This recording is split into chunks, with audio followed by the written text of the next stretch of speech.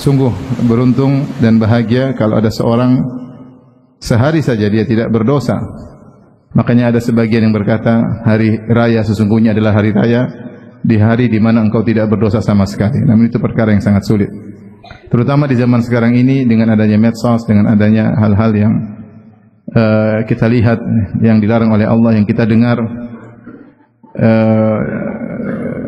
tangan yang tidak tahan untuk menahan komentar, akhirnya kita pun berkomentar, kita pun menulis hal-hal yang akhirnya kita terjerumus dalam berbagai macam dosa. Betapapun dosa yang kita lakukan, maka hendaknya kita tidak ragu-ragu untuk kembali kepada Allah, untuk segera bertaubat.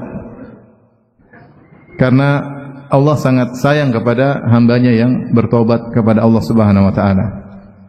Makanya pada kesempatan kali ini kita akan bahas suatu hadis yang masyhur yang diriwayatkan Imam Bukhari dan Imam Muslim yang datang dari banyak sahabat, yaitu hadis ya, "Lallahu ashaddu farahan bi taubati 'abdihi hina yatubu ilaihi min ahadikum kana ala rahilatihi bi ardin falatin fanfalatat minhu."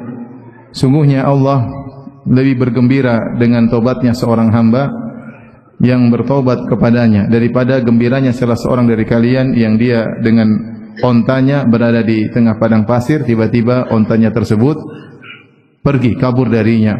Wa 'alaiha ta'amuhu wa syarabuhu, sementara bekalnya, makanannya dan minumannya berada di atas ontanya tersebut.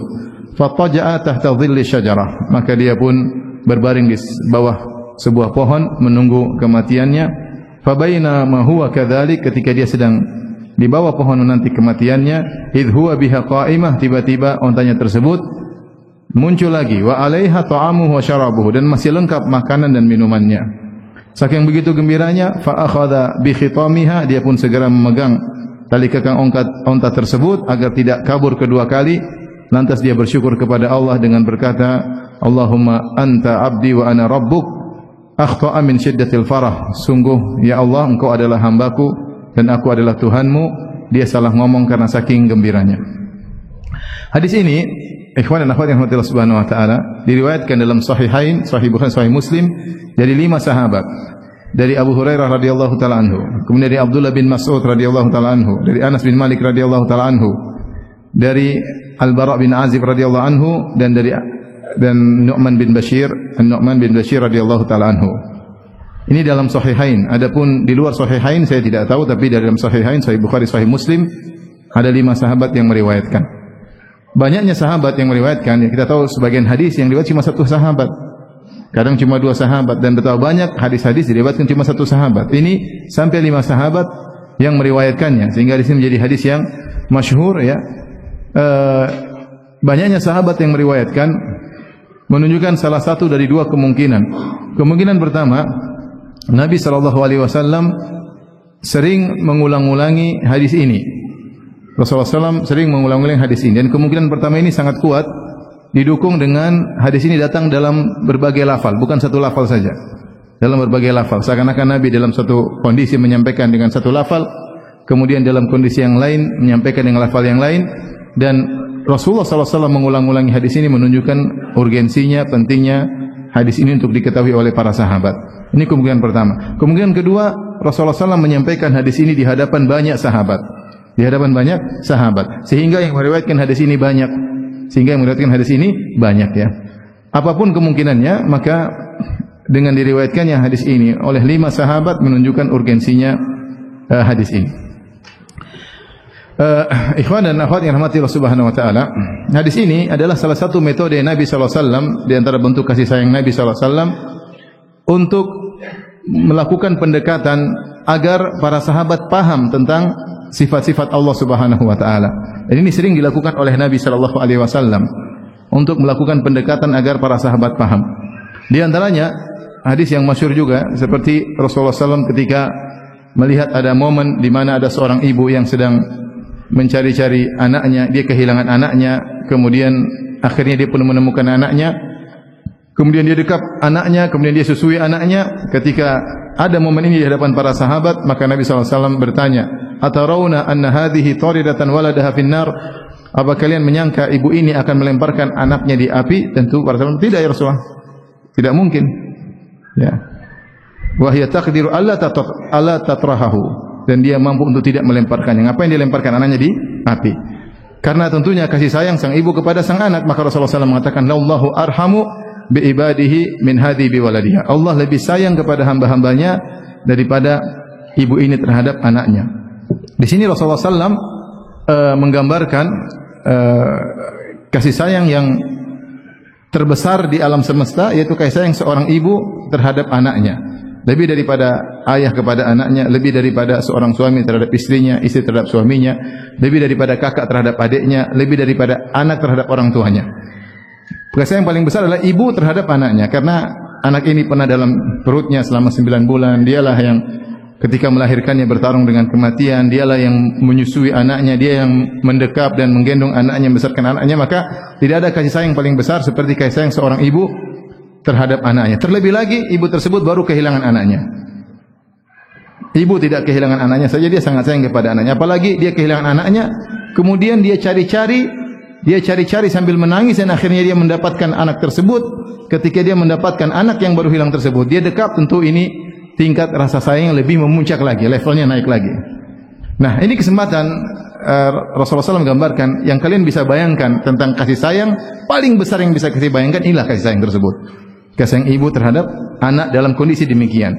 Maka Nabi mengatakan, menjelaskan Allah lebih sayang kepada hamba-hambanya daripada ibu ini terhadap apa? Anaknya. Kok bisa Ustaz? Sangat mungkin bisa. Ya. Saya sering kasih logika sederhana.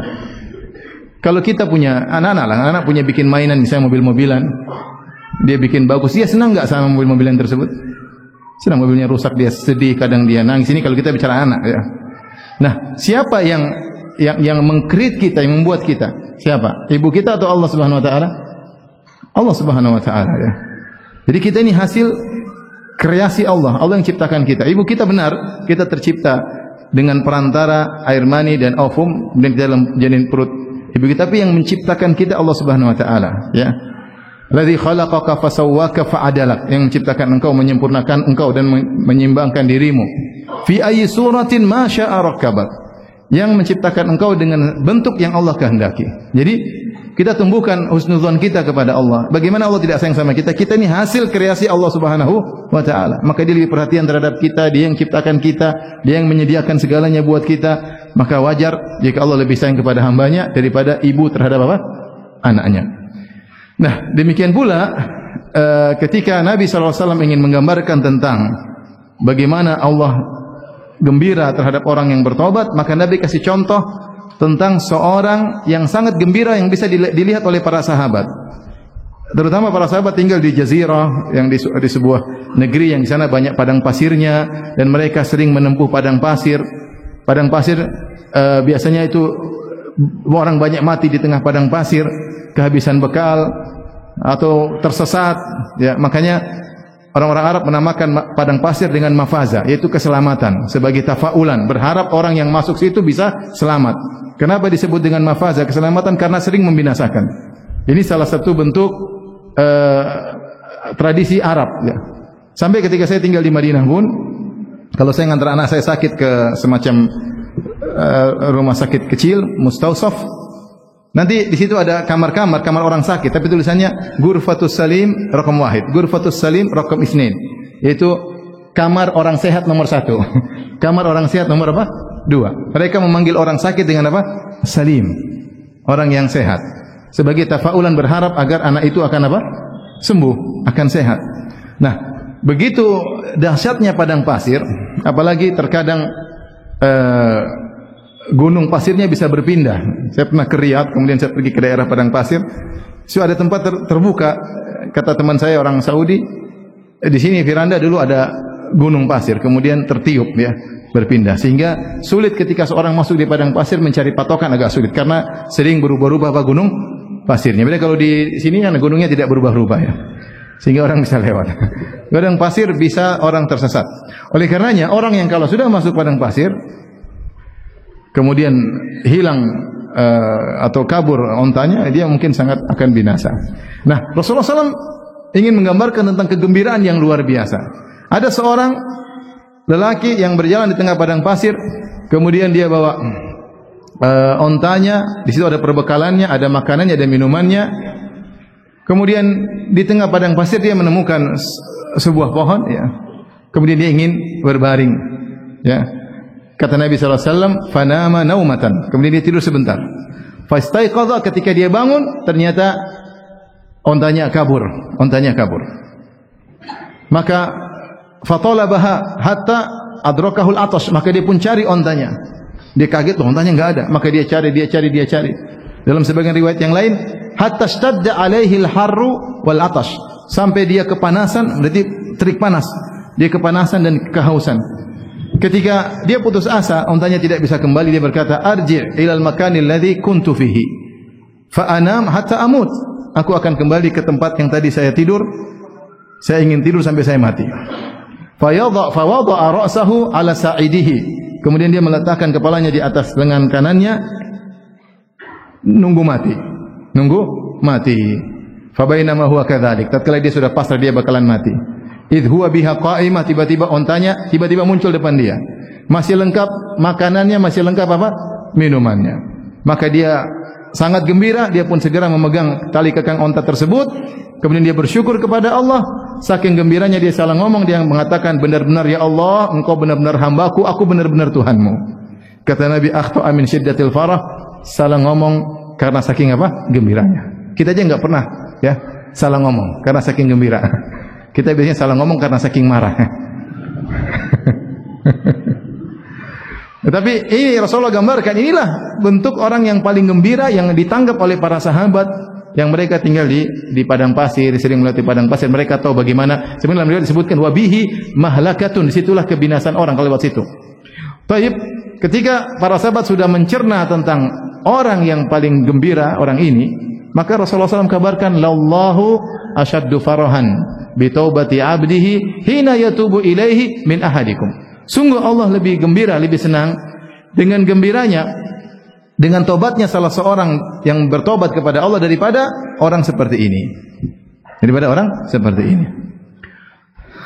Taib, saya tanya sama antum. Ini penting dalam masalah tapi nanti kita akhirkan aja. Intinya hadis ini menggambarkan bahwasanya Rasulullah ingin menjelaskan tentang gembiranya Allah Subhanahu wa taala terhadap orang yang bertobat, agar kita tidak ragu kalau kita bermaksiat segera kembali kepada Allah Subhanahu wa taala. Kita walillahil matsalul a'la, dan bagi Allah perumpamaan yang lebih tinggi. Kita sebagai orang tua, kalau anak kita misalnya nakal, mungkin kita marah, mungkin kita jewer. Terus dia mungkin kabur, ya. Mungkin kita benci sama dia, mungkin kita enggak menganggap dia lagi sebagai anak. Kau bukan lagi anakku, ya. Kadang kita jengkel. Jangankan kadang-kadang anak kita misalnya melakukan kesalahan, kita bilang sama istri kita, "Itu anakmu, nasihati." Padahal anak bersama, cuma karena kita marah kita bilang itu anakmu, nasihati, ya. Iya enggak? Iyalah. Itu anakmu, nasihati, ya. Padahal anak kita berdua, hasil kerja kita berdua, emang anakmu juga dong, ya. Tapi kalau marah kita anakmu nasihat. Bahkan sebagian orang marah, kau bukan lagi anakku, di sini marah. Ya. Tapi Allah Subhanahu wa taala, meskipun orang terjerumus dalam maksiat, Allah tetap mengatakan hamba-hambaku. Makanya Allah berfirman, "Qul ya ibadiyalladzina asrafu ala anfusihim la taqnatu min rahmatillah." Katakanlah, sampaikanlah, wahai hamba-hambaku yang berlebih-lebihan dalam bermaksiat, tenggelam dalam maksiat, israf, mubadzir, maksudnya kalau bahasa kita, mubadzir dalam maksiat, terlalu banyak maksiat. Apakah Allah menafikan penghambaan mereka terhadap Allah? Tidak, Allah tetap mengatakan, "Qul ya ibadi," wahai hamba-hambaku, hamba-hambaku. Allah tetap menyatakan mereka hamba-hamba Allah, agar kita segera kembali kepada Allah Subhanahu wa taala. La taqnatu min rahmatillah, jangan pernah putus asa dari rahmat Allah Subhanahu wa taala. Innallaha yaghfiru dzunuba jami'an, sungguhnya Allah mengampuni seluruh dosa. Innahu huwal ghafurur rahim, sungguhnya Allah Maha Pengampun lagi Maha Penyayang. Nah, kita bayangkan tadi kalau ada anak kita nakal, kemudian kita marah sama dia, kita enggak anggap dia lagi sebagai anak. Tiba-tiba dia kembali menangis. Kira-kira kita sayang lagi sama dia enggak? Sayang. Kita akan peluk dia. Kita bilang jangan kau ulangi lagi, nak. Ya. Itu bagaimana kasih sayang orang tua kita kepada kita. Ya. Orang tua sangat mudah memaafkan. Taib, apalagi Allah Subhanahu wa taala. Ya.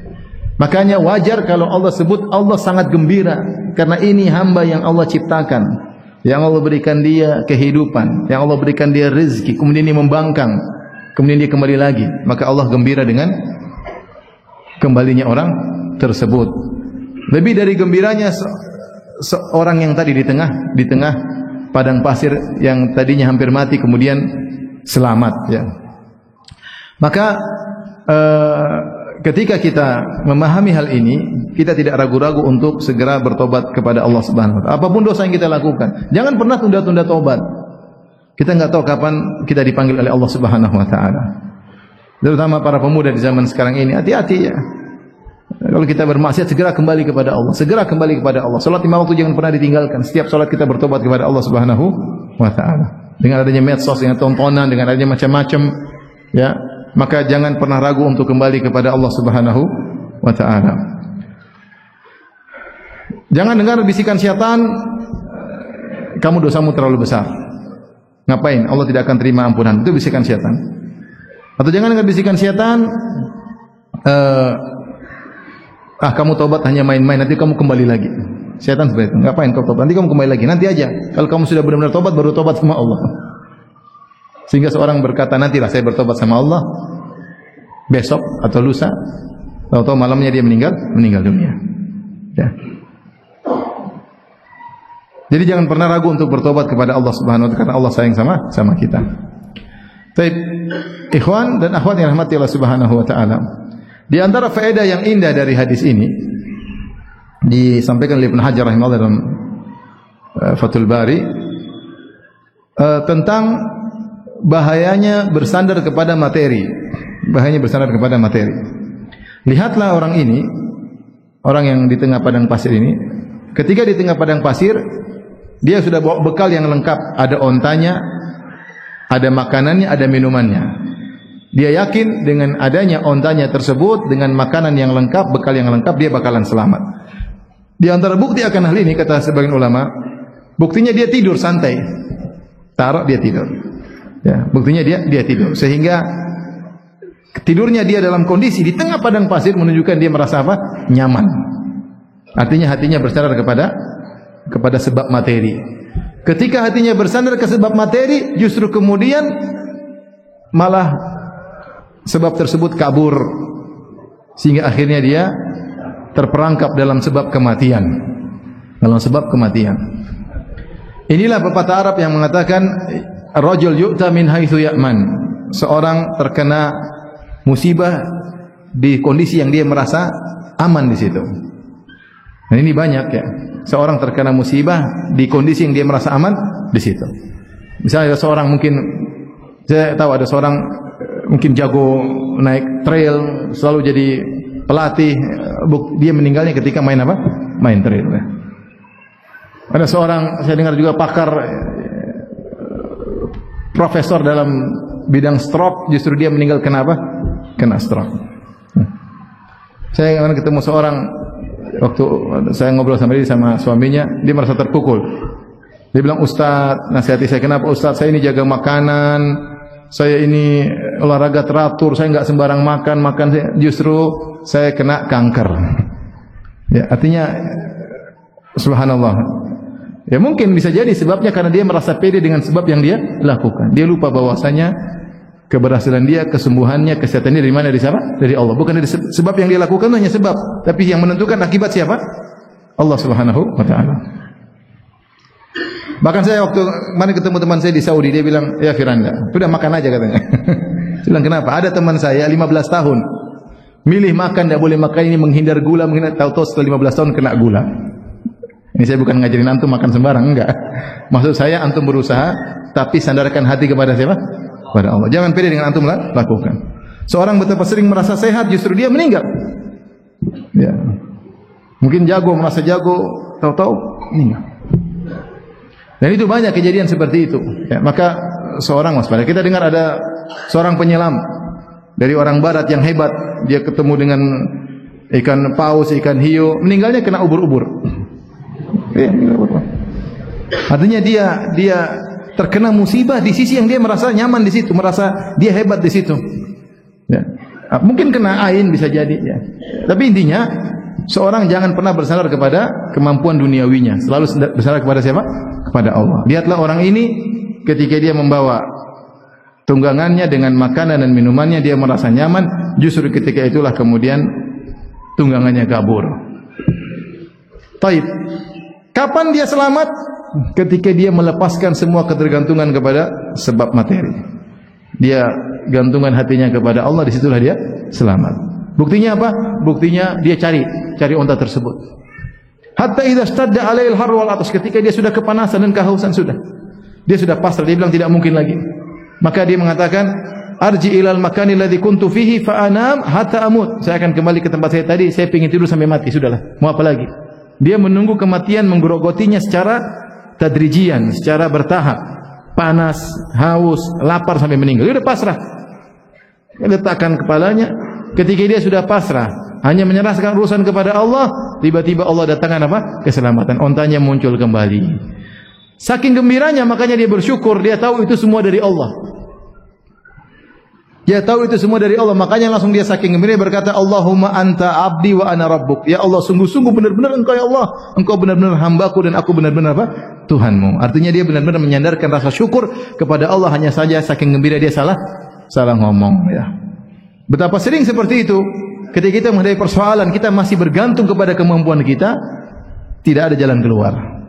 Tapi ketika kita pasrah kepada Allah, tentu dengan ikhtiar, sambil berikhtiar, saya berusaha. Ketika hati kita tawakal yang tinggi, saat itulah kemudian datang apa? Datang pertolongan Allah Subhanahu wa taala ya. Saya pernah ketemu seorang di Jawa ya. Saya itu ngisi pengajian tawakal. Dia hadir. Setelah itu dia bilang, "Benar Ustaz. Saya dioperasi berapa kali sampai uang saya ludes. Sampai saya divonis akan meninggal 3 bulan atau 6 bulan. Kau 6 bulan lagi meninggal dunia." Ketika uang saya sudah ludes, ada seorang wanita soleha nasihat saya, masih saudara. Sudah mas sudahlah, sisa uang sebagian buat sedekah, mas sholat malam, puasa. Akhirnya saya puasa, saya sholat malam, saya sedekah sedikit, akhirnya sembuh total.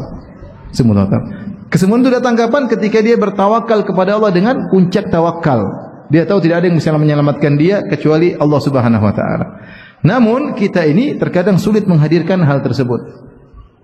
Makanya terkadang kita sering pede, tapi Allah gagalkan untuk mengajarkan kepada kita bahwasanya tempat bergantung hanyalah siapa? Allah ya. Saya pernah melakukan satu kegiatan, saya pede. Ya. Taruhlah kalau itu 100% keberhasilan, saya sudah mencapai 99. Tinggal 1% lagi, ternyata gagal. Ya, saya bilang mungkin saya kurang tawakal kepada Allah Subhanahu wa taala. Maka ini apapun yang kita raih dari keberhasilan, jangan pernah ujub. Jangan coba-coba pernah ujub. Jangan ketika kita berbicara sama orang ini kita terlepas. Saya juga demikian, astagfirullah. Artinya saya juga kadang kelepasan. Jangan kita bilang karena saya begini, karena itu sudah. Itu namanya ujub. Betapapun kita berusaha menyampaikan, ya Allah tahu isi hati kita. Dan betapa sering kita menyandarkan keberhasilan kita kepada kemampuan kita. Ya karena saya begini, karena saya latihan, karena saya ikut pelatihan, karena saya banyak pengalaman, karena saya ranking, karena saya cerdas, karena saya ini, karena saya begadang belajar. Ini kita bilang alhamdulillah karena karunia Allah, dengan sebab saya begini. Jangan lupa kita langsung sandarkan kenikmatan kepada siapa? Kepada Allah. Kalau kita menyandarkan kenikmatan kepada sebab selain Allah, itu syirik kecil. Seperti perkataan orang, laula, kalau bukan karena dokter mungkin saya sudah meninggal dunia. Ini syirik kecil. Kenapa syirik kecil? Karena dia tahu yang menyembuhkan siapa? Allah. Kenapa dikatakan syirik kecil, syirik lafal? Karena dia menyandarkan kenikmatan tersebut kepada sebab. Harusnya dia menyandarkan kepada musabbib, kepada Allah Subhanahu wa taala.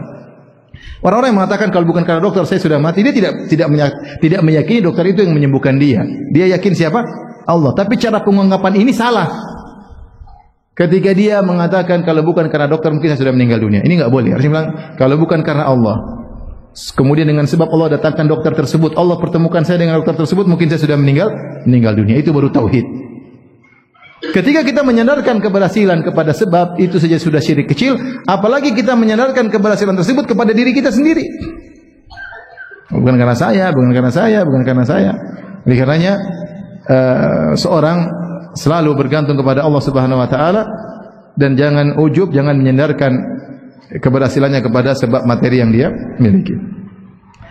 Tapi di antara faedah hadis ini, saya sudah singgung tadi di awal pengajian bahwasanya Nabi sallallahu alaihi wasallam di antara kasih sayangnya bil mu'minina raufur rahim. Rasulullah sallam rauf, lembut dan rahim, sayang kepada kaum mukminin. Di antaranya Rasulullah sallam menyampaikan pengajaran tentang tauhid dengan detail dan Rasulullah berusaha menjelaskan dengan sebaik mungkin. Di antaranya jadi Rasulullah sallam agar para sahabat paham tentang sifat-sifat Allah, maka Rasulullah sallam memberi perbandingan, komparasi antara manusia dengan makhluk. Contohnya kasih sayang. Manusia punya kasih sayang, Allah juga punya kasih sayang. Maknanya kita pahami kasih sayang. Paham atau tidak namanya sayang? Paham. Sayangnya Allah dengan sayang makhluk dari sisi makna sama. Yang berbeda dari sisi level. Karena manusia hanya sayang, adapun Allah Maha penyayang, mahanya. Makanya Ar-Rahman Ar-Rahim. Makanya Rasulullah SAW mengatakan, lihat perempuan ini sayang sama anaknya enggak? Sayang. Allah lebih sayang daripada kepada hamba-hambanya daripada perempuan ini kepada ibunya. Daripada ibu ini kepada anaknya. Berarti ketika ini perhatikan nih, ketika Nabi mengatakan lallahu arham, Rasulullah mendatangkan isim tafdhil ini dalam bahasa Arab. Kalau bahasa Indonesia, Allah lebih sayang. Berarti komparasi kan, perbandingan. Allah lebih sayang kepada hambanya daripada ibunya, seorang ibu kepada anaknya. Dan hukum asal isim tafdhil, lebih sayang, menunjukkan ada istirak, sama-sama punya, ada kesamaan makna, paham? Ada kesamaan asal makna. Yang berbeda hanyalah kualitas. Kalau saya bilang sama antum, saya lebih kuat daripada antum, berarti kita sama-sama kuat enggak? Sama kuat ya? Cuma siapa yang lebih kuat? Saya. Paham? Kalau saya bilang saya lebih ganteng daripada antum, kita sama-sama ganteng enggak? Kok enggak jawab? Ini contoh, maksudnya itu bahasa Indonesia ketika bilang saya lebih daripada kamu, berarti kita sama-sama memiliki hal tersebut, hanya saja kualitas saya lebih apa? Lebih tinggi, paham? Si A lebih ganteng daripada si B. A dan B sama-sama ganteng enggak? Sama-sama ganteng. Hukum asal isim tafdhil. Karena saya mengatakan A lebih ganteng, berarti sama-sama ganteng, cuma A kualitasnya lebih tinggi. Ketika Nabi SAW mengatakan Allah lebih sayang daripada ibu ini kepada anaknya, berarti sama-sama punya kasih sayang enggak? Paham tidak? Tetapi kasih sayang Allah lebih. Seperti ketika Allah Subhanahu wa taala menyebut tentang kekuatan, kata Allah, fa amma adun fastakbaru fil ardi bighairil haqq wa qalu man ashaddu minna quwwah awalam yarau anna Allah alladhi khalaqahum huwa ashaddu minhum quwwah. Adapun kaum Ad, maka mereka sombong di atas muka bumi tanpa ada hak untuk sombong. Dan mereka berkata, man ashaddu minna quwwah, siapa yang lebih kuat daripada kita? Awalam yarau anna Allah alladhi khalaqahum huwa ashaddu minhum quwwah. Tidakkah mereka melihat bahwasanya Allah yang menciptakan mereka lebih kuat dari mereka? Berarti kaum Ad kuat atau tidak? Kuat. Fazadahum fil khalqi bastah. Ya. Kata Allah Subhanahu wa taala, wadhkuru ni'matallahi 'alaikum idz wadhkuru, ingatlah nikmat yang Allah berikan kepada kalian mim ba'di qaumi Nuh.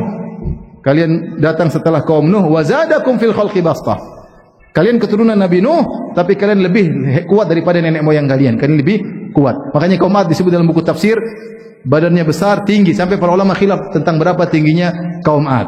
Kalau dia ingin ganggu kampung yang lain, kirim satu orang aja untuk ngabisi satu kampung yang lain. Karena badannya besar. Karena badannya besar, maka dia sombong. Mereka sombong. Mereka mengatakan, siapa yang lebih kuat daripada kita? Jadi kaum Ad kuat. Tetapi Allah mengatakan Allah lebih kuat. Apa yang kita pahami? Berarti sama-sama kuat. Hanya saja kekuatan Allah jauh tidak ada bandingannya dengan kekuatan apa? Kaum Ad. Tapi sama-sama punya kekuatan. Paham? Demikian juga dalam sifat-sifat Allah yang lain. Ya. Ketika kita mengatakan Allah Maha hidup, makhluk hidup, kita hidup atau tidak? Hidup. Kita paham makna hidup enggak? Paham. Tapi Allah Maha hidup. Bedanya antara hidup kita dengan Allah jauh berbeda. Hidup kita dimulai dengan ketiadaan. Kemudian Allah berikan kita kehidupan. Kehidupan kita pun tidak sempurna. Ada tidurnya, ada letihnya. Kemudian diakhiri dengan kematian. Adapun Allah tidak didahului dengan ketiadaan. Dan Allah Maha hidup.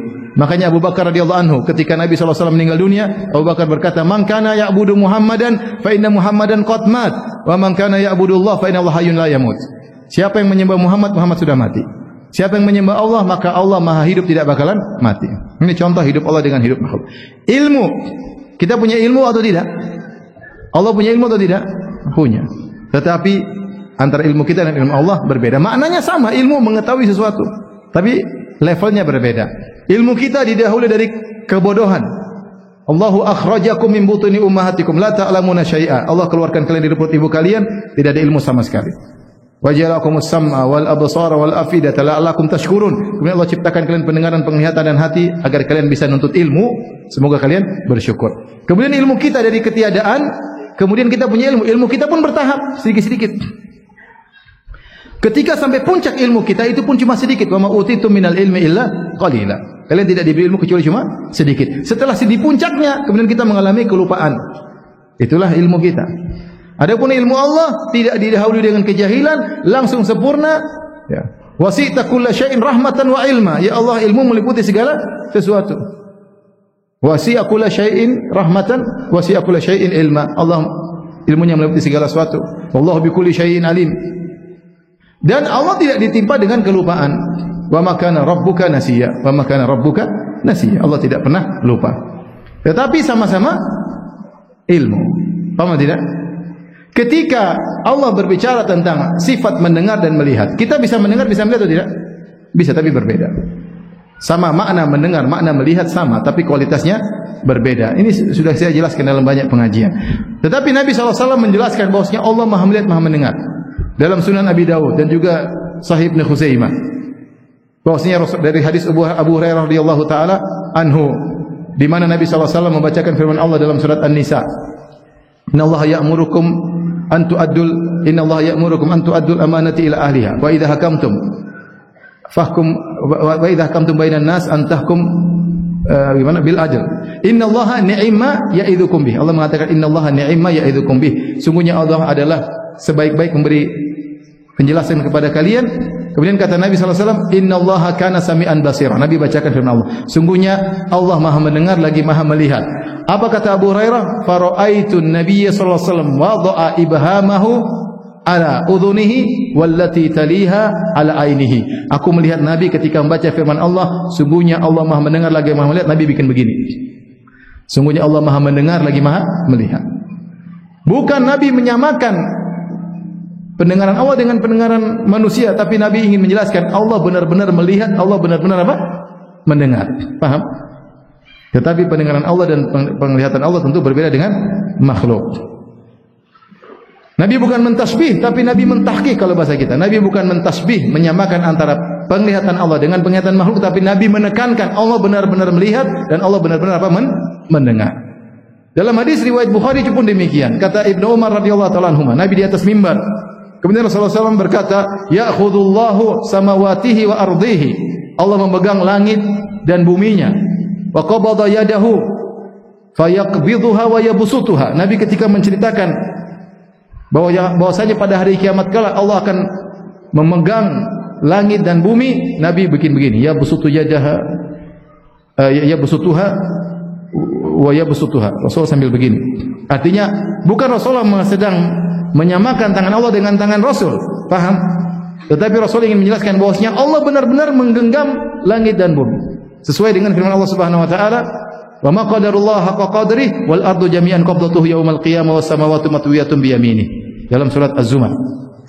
Mereka tidak mengagungkan Allah sebagaimana mestinya, dan pada hari kiamat kelak Allah akan menggenggam bumi dan Allah akan melipat langit-langitnya. Ini semua saya bawakan untuk menjelaskan bahwasanya kita tidak perlu mentakwil ayat-ayat Allah dan hadis-hadis Rasulullah SAW.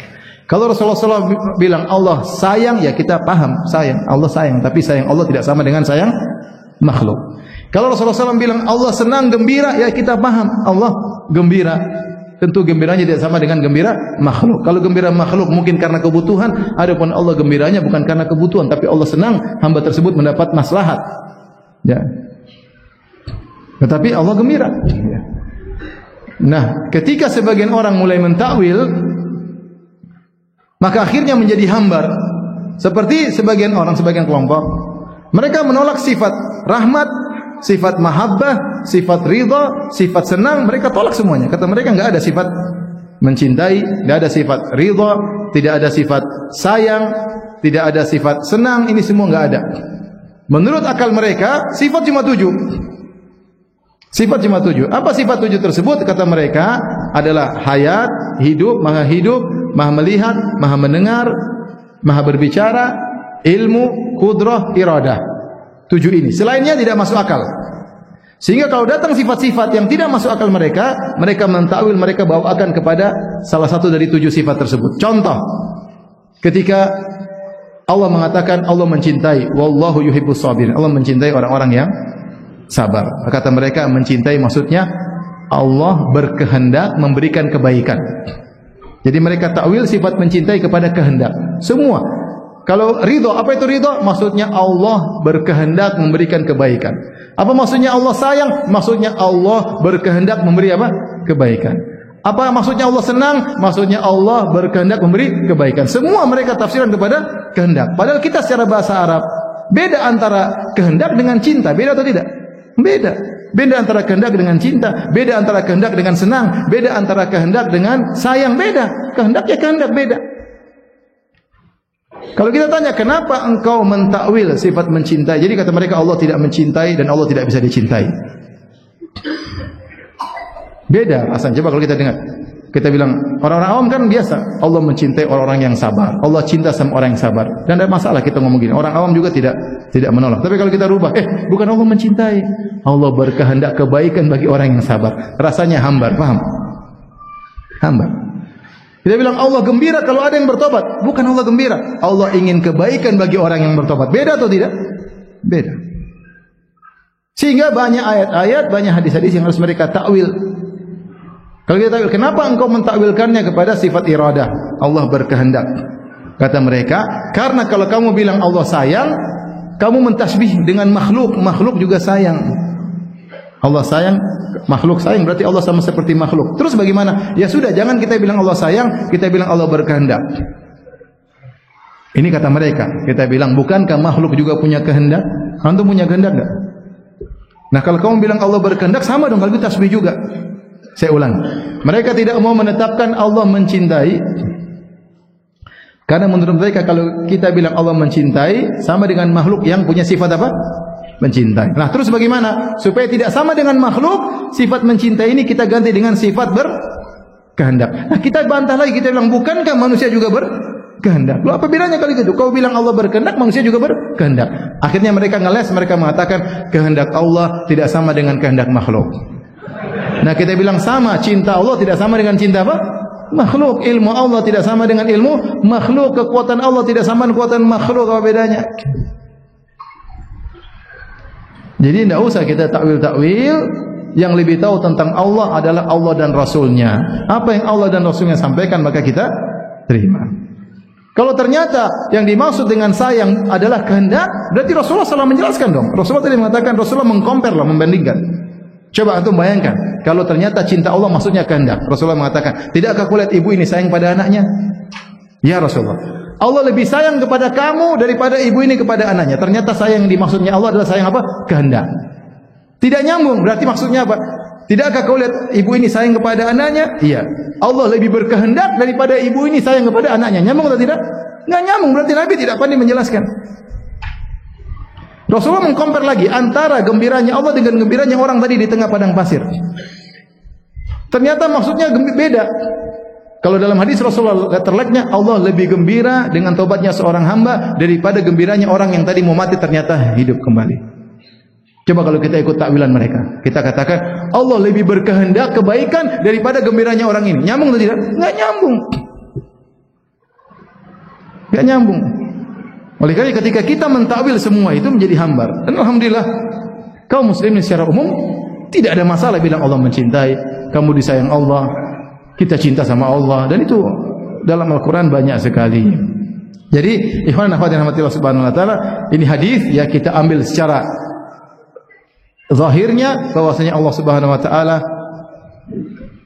bergembira, bahkan sangat gembira, bahkan lebih gembira kepada orang yang bertobat kepada Allah Subhanahu wa taala daripada gembiranya seorang yang tadinya hampir binasa kemudian selamat ya. Demikian yang dia sampaikan. Wallahu taala alam bisawab. Kalau ada yang bertanya saya persilahkan. Kalau tidak ada alhamdulillah ya.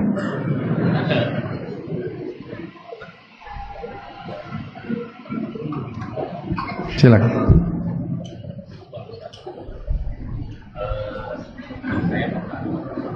Seorang ikhwan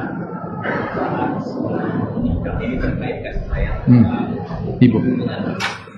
Seorang ikhwan sebelum menikah sempat berjanji kepada orang tua Terus sempat berjanji kepada orang tua si akhwat bahwa saat setelah menikah dia tidak akan menyuruh istrinya atau istrinya bekerja. Terus Setelah menikah dia sudah berhenti kerja. Tidak. Pada waktu menikah dia sudah tahu soal istrinya itu bekerja apa yang harus dilakukan. Baik. Ada seorang, pertanyaan beliau, ada seorang ketika mau menikah dia berjanji sama calon mertuanya bahwasanya wanita yang akan dinikahi tersebut tidak akan disuruh berhenti kerja karena calon perempuannya ini ternyata sedang bekerja. Maka dia sudah berjanji sama calon mertuanya, kalau saya menikahi putri bapak atau putri ibu, saya tidak akan menyuruh dia berhenti bekerja, dia akan terus bekerja. Baik, akhirnya mereka menikah. Setelah mereka menikah, kemudian mereka ikut pengajian.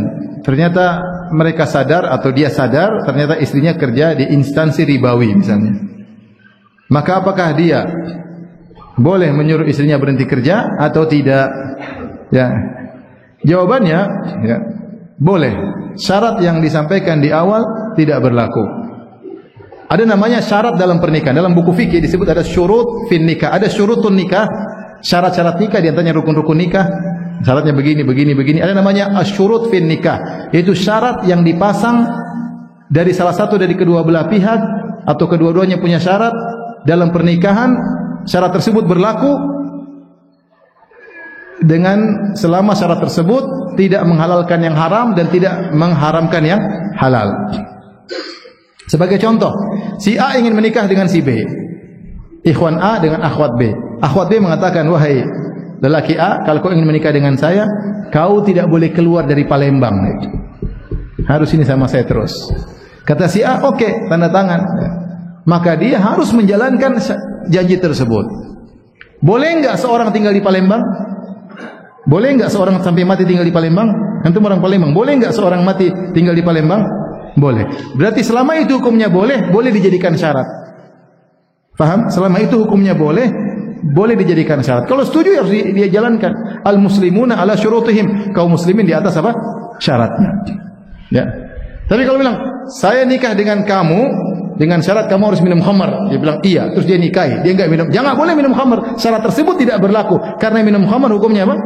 Haram. Paham? Misalnya jangan ditiru, tapi ini sebagian bertanya. Misalnya misalnya saya sering ditanya juga, Ustaz, ketika ini terjadi, jadi saya waktu ada menikahkan seorang jadi mak comblang, kemudian jadi akhirnya. Bapak mertuanya bilang sama saya, Ustaz sampaikan sama itu ikhwan, dia boleh nikah putri saya tapi tidak boleh poligami. Saya bilang, syarat ini boleh atau tidak? Saya tanya, hidup tidak berpoligami boleh atau tidak? Haram atau boleh?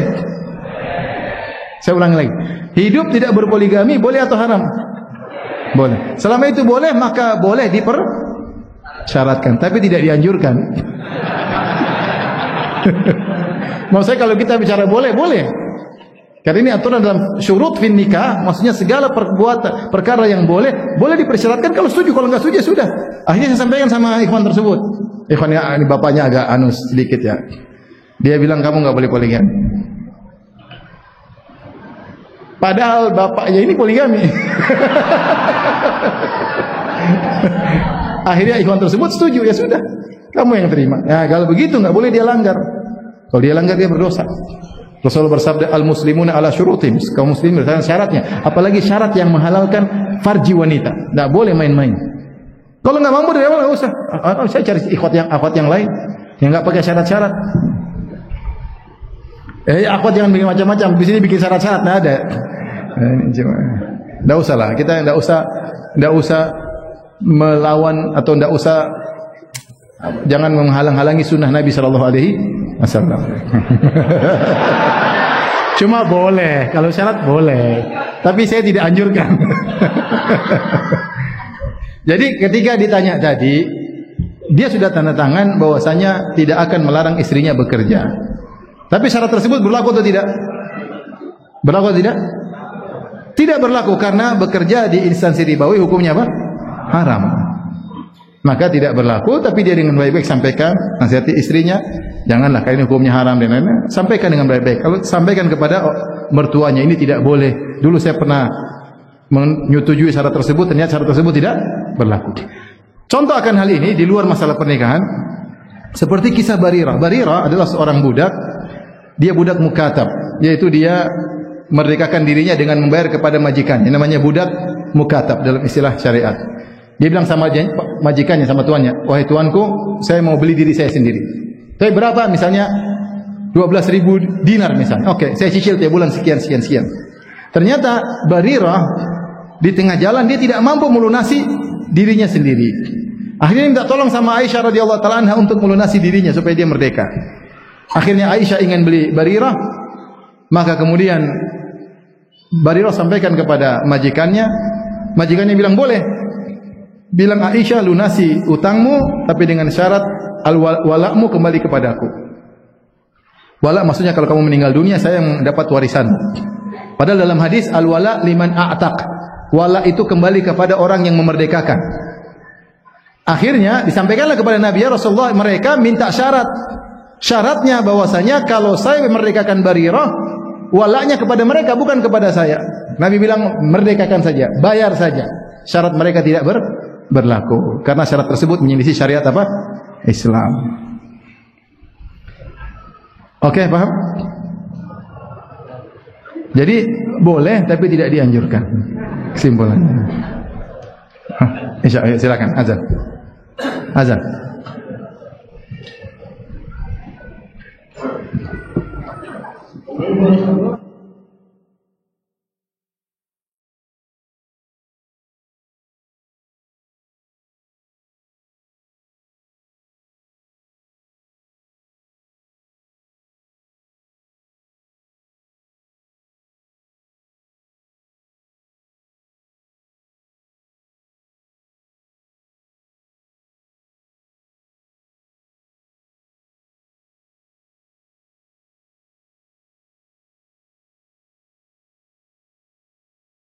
Kita selalu merasa kesulitan dalam hidup kita.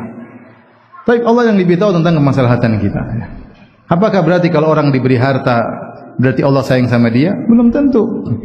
Kalau tanda sayang adalah dengan banyaknya harta, maka Nabi harusnya orang paling terkaya. Tapi Nabi lihat orang sederhana, rumah sangat sederhana. Aisyah radhiyallahu anha ketika ada orang datang minta-minta, dia tidak menemukan dalam rumahnya kecuali satu butir apa? Korma. Dan demikian juga para sahabat yang banyak hidup sederhana ya. Ibnu Qayyim menyebutkan di antara hikmah kita dikasih susah hidup. Ya Allah lebih tahu. Kadang kalau kita tidak semua orang mampu dikasih kekayaan, akhirnya jadi sombong, jadi angkuh, lupa diri, habisin waktu, mikirin harta melulu, enggak pernah mikirin ayat. Kita enggak tahulah.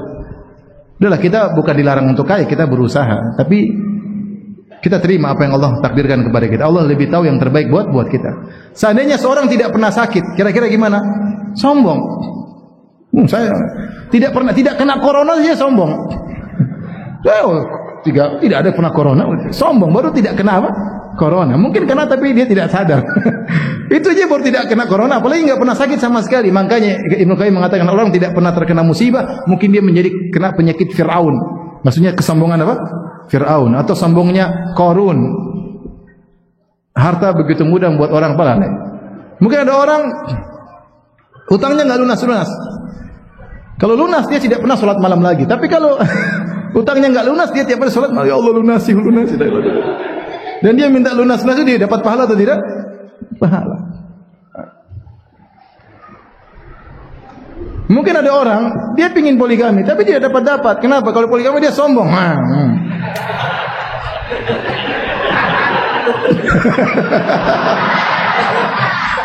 Allah lebih tahu. Udahlah. Terima apa yang Allah takdirkan. Bukan berarti enggak boleh berusaha. Berusaha maksudnya punya duit, berusaha punya. Tapi apa yang Allah tetapkan kita apa? Terima. Husnudzon sama Allah Subhanahu wa taala. Makanya dalam hadis disebutkan ketika di akhirat kelak orang-orang yang dapat afiat, keselamatan, kesehatan melihat orang-orang yang dapat bala ketika di dunia diuji dan uji. Ternyata di akhirat mereka dapat pahala yang banyak. Mereka berangan-angan seandainya ketika di dunia kulit mereka dipotong dengan gunting-guntingnya. Karena mereka tahu betapa besar pahala yang diraih oleh orang yang sering terkena apa? Musibah. Kita tidak ingin dikasih musibah, tapi itu suatu keniscayaan. Cuma maksud saya, Allah yang mengatur mana yang pantas bagi kita. Subhanallah mengatakan, kenapa kau dapat musibah? Agar kau bisa beribadah dengan dua model. Kau bisa beribadah dengan syukur dan kau bisa beribadah dengan apa? Dengan sabar. Orang yang selalu kaya tidak pernah merasakan indahnya ibadah ketika menangis di hadapan Allah. Ya, kita sakit benar pasrah sama Allah. Tapi kalau dia sehat terus, tidak pernah sakit, kapan dia merasakan hal tersebut? Intinya kita husnuzon kepada Allah Subhanahu wa taala. Yakin itu yang terbaik.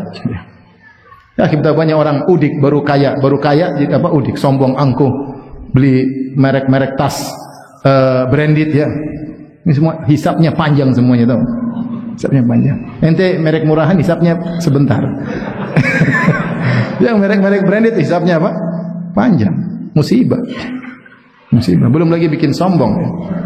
Makanya kalau ibu-ibu bawa baju apa tas-tas bermerek, ya itu sudah kadang-kadang apa sombong, kadang-kadang angkuh. Ya. Kalau hujan, dia masukkan baju tasnya dalam bajunya. Kalau KW, bajunya tasnya jadikan apa? jadi payung. Nah, ini tas palsu. Kalau tas mahal, masukin. Udahlah. Udah nikmati yang Allah. Kita tidak ingin susah, tidak. Tapi udahlah. Apa yang Allah takdirkan itu apa yang terbaik. Ya, kalau memang orang paling bahagia orang kaya, maka harusnya Fir'aun yang paling bahagia. Tapi ternyata banyak orang yang miskin-miskin, yang sederhana, bahagia, tentram, baca Quran, salat khusyuk, alhamdulillah. Ya, kita hidup. Mendingan kita sama orang kaya bedanya apa? Sama-sama makan atau tidak? Nah, makan. Sama-sama mencret atau tidak? Mencret. Sama-sama kena corona tidak? Kena corona. Tidur sama-sama tidur ya. Mungkin dia kadang susah tidur, mikir perusahaannya nggak tidur-tidur. Oleh karenanya, udahlah. Nikmati yang ada, bersyukur sama Allah Subhanahu wa taala. Ustaz, tadi dikatakan bahwa kita tidak boleh bersandar kepada sebab, diperbolehkan bertawasul dengan amal saleh. Bagaimana cara bertawasul tersebut? Tentunya semua sebab syar'i kita lakukan. Kita berobat itu sebab syar'i, tapi jangan bersandar kepada sebab. Serahkan kepada siapa? Kepada Allah Subhanahu wa taala. Di antara sebab dikabulkannya doa 3, tawasul dengan nama-nama Allah dan sifat-sifatnya. Ya Ghafar, ighfirli, ya Rahman, irhamni. Bertawasul dengan doa orang saleh. Ada orang saleh kita minta doakan ya. Terutama kalau kita kenal ya. Yang ketiga, bertawasul dengan amal saleh sendiri. Ya. Dan itu banyak dalam Al-Qur'an, dalam hadis-hadis Nabi SAW. Rabbana innana sami'na munadiyan yunadi bil imani fa amanna. Terus apa? Rabbana faghfir lana. Ya Allah, kami mendengar seruan kepada kami untuk beriman, maka kami pun beriman. Ini amal. Kita sebutkan amal kita. Karena itu ya Allah, karena kami telah memenuhi seruan Nabi-Mu sehingga kami beriman, maka ampunilah kami. Ini contoh bertawasul dengan iman sendiri untuk minta kepada Allah Subhanahu wa taala. Seperti dalam doa, Allahumma bika aslamna wa bika Allahumma laka aslamna wa bika amanna wa ilaika wa alayka tawakkalna wa ilaika anabna wa ilaika khasamna faghfir lana ma qaddamna wa ma akharna. Kita bertawasul dengan amal soleh kita. Ya Allah, aku telah Islam kepadamu, aku telah bertawakul kepadamu, aku telah kembali kepadamu, aku telah, maka ampunilah dosa-dosa kami. Ini contoh bertawasul dengan amal soleh sendiri. Seperti juga kisah 3 orang yang terjebak dalam goa, maka masing-masing berdoa dengan bertawasul dengan amal solehnya. Satu bertawasul dengan birrul walidainnya, satu bertawasul dengan amanahnya, dan satu bertawasul dengan dia meninggalkan zina. Ya. Dan tentunya ketika bertawasul kita tidak sombong dengan amalan kita, tidak. Tapi kita ini di antara salah satu sebab kita pun bisa beramal saleh tersebut karena izin siapa? Izin Allah Subhanahu wa taala. Ustaz, saya seorang suami yang ketahuan selingkuh. Akan tetapi saya belum sampai berzina. Sedangkan istri saya marah besar. Ya wajarlah. Dan ngotot memajukan cerai kepada saya. Wajar ya, ente sakiti hati orang ya. Selingkuh ya. Saya pun sudah bertekad untuk taubat nasuha, tapi istri tidak percaya dan malah memberikan syarat, jika ingin aku maafkan kamu, maka buat surat di notaris. Kalau kamu masih selingkuh, semua hartamu jadi milikku.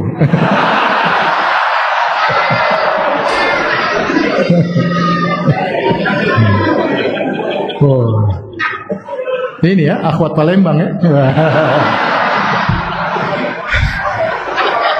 Jawabannya wallahu a'lam.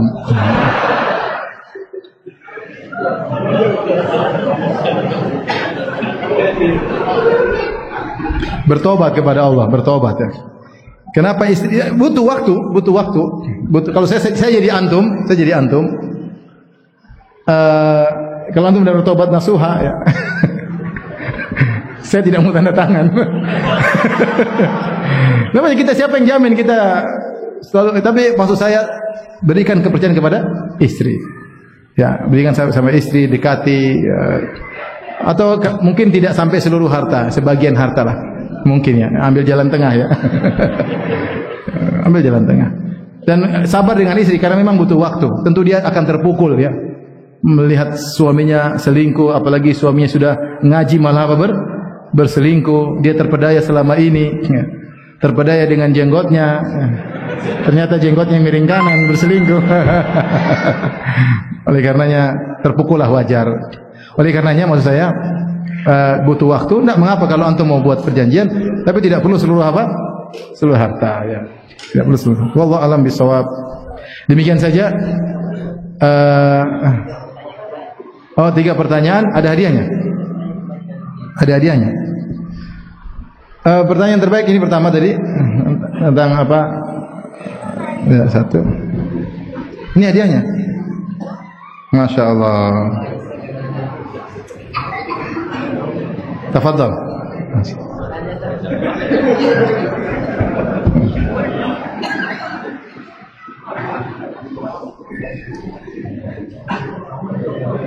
Tadi bagaimana memantapkan hati kita bahwa Allah sayang kepada kita. Ini tadi yang nanya siapa, saya nggak tahu. Hah? Antum yang nanya?